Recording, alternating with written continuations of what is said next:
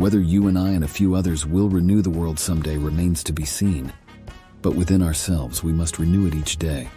Hermann Hesse.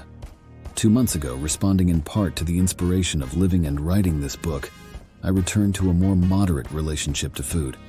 In the ensuing transformation, I've rediscovered a younger, lighter, more beautiful body. My practice has become more precise and gentler.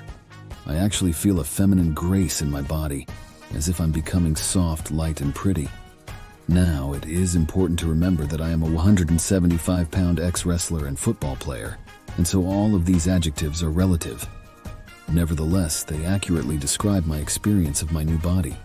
Sitting in a cab on my way home from the airport the other night, with my newly supple hips conforming lightly to the back seat, I suddenly understood a clinical truth that I had known intellectually for quite some time, that many obese people find their efforts to lose weight thwarted because, as they return to a healthy weight, they also return to their former selves, to smaller selves, selves that were vulnerable in ways they found intolerable. At some unconscious level, the pain of obesity can be preferable to the pain of re-experiencing those old selves, and so the weight begins to come back on. As I sat in the cab late at night riding through Boston, the city of my adolescence, I felt once again all the youthful concerns I'd harbored about being soft and light and pretty, and I understood for the first time, at a gut level, why we try to protect ourselves with layers of armor, why we clothe our youthful, defenseless selves with bulk or fat or muscle, in a subconscious attempt to arm ourselves against the world. Progress in the practice of yoga postures de-ages us, peeling away the years. Stretching, strengthening, moving our bodies, we travel back in time, moving through a series of former selves. As we continue in our practice, we have an opportunity to resolve many of the issues we were incapable of. But resolving it can also be at earlier moments in our lives.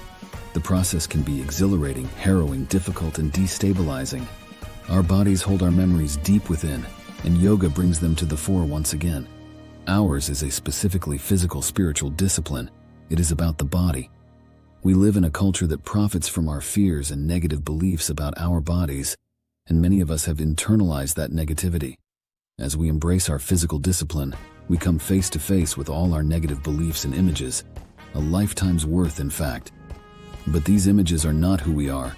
Our practice and the resulting transformation affords us the opportunity to let go.